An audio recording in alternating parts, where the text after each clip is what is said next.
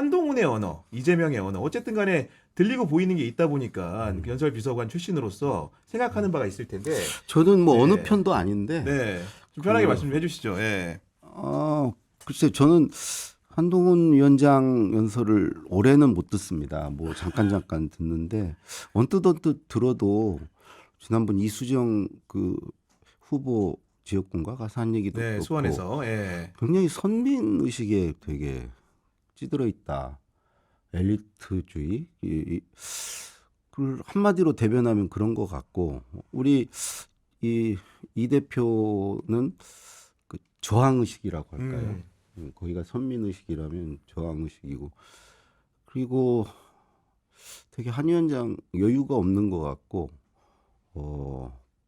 그에 반해서 그 이재명 대표는 이제 그 또 좀 구력이 되셔서 그런지 조금 더 되게 여유가 있고. 여유가 네. 있으시고 그 사실은 비교가 안 되죠. 여기는 이제 정치 초년생이고 이쪽은 이재명 대표는 진짜 연설 잘하시는 분이거든요. 아니, 그렇게 저는 평가되는 보면 분들이 생각하시더라고요. 보니까. 김대중 예. 노무현 이렇게 합해놓은 것 같은 느낌이거든요.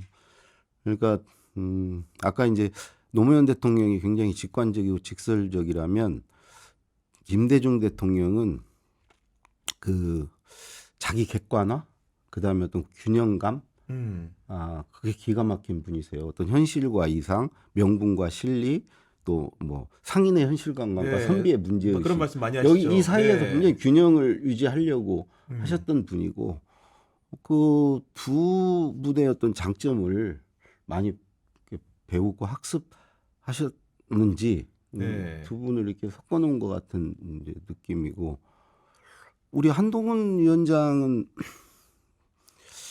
지금 이렇게 이 요새 국면에서 이렇게 보면 그 쭉 살아오면서 누군가 이렇게 심판하고 살아오지 않았습니까? 근데 이제 지금은 심판을 받는 입장인데 여전히 본인이 심판을 하고 하는 그 위치에 있는 줄 아시는 것 같아요.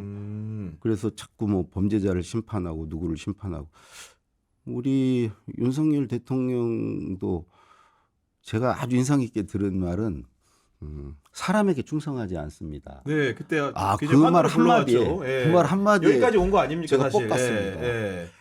근데 저 지금 보면 대통령의 자리는 사람에게 충성해야 되는 자리예요. 국민에게 충성해야 예. 되는 자리입니다. 네. 근데 여전히 사람에게 충성하지 않는 것 만인 같아요. 지상의 자세에 있는 거죠. 네. 예, 지금. 예. 그러니까 그게 일관성인지 뭔지는 모르겠는데 그거는 자기의 어떤 역할과 위치가 바뀌면 그에 따라서 바꿔줘야 되거든요.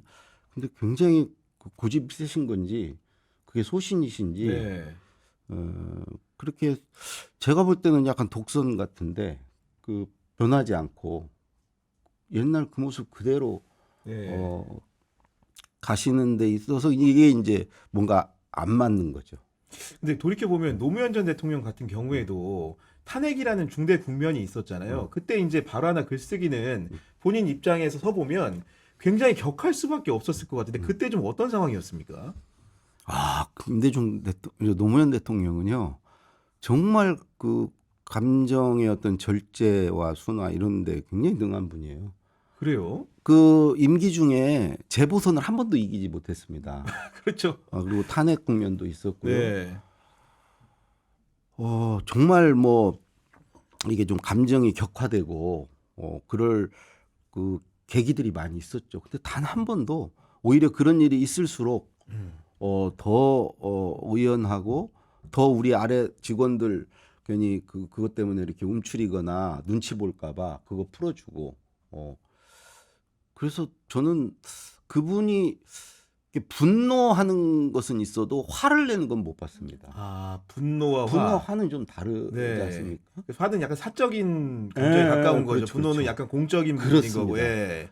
그래서 뭐 저런 건 되게 강하죠. 그 연민은 그래서 눈물도 많으시고, 근데 그런 감정은 풍부하신데 그리고 이제 그런 감수성이 있는데 그 본인의 감정을 스스로 절제 못해서 그거는 지도자로서 그거는 아주 기본 조건이거든요. 네. 김대중 노무현 대통령 두 분 다 그건 최소한의 수양 아닙니까? 네. 지도자로서.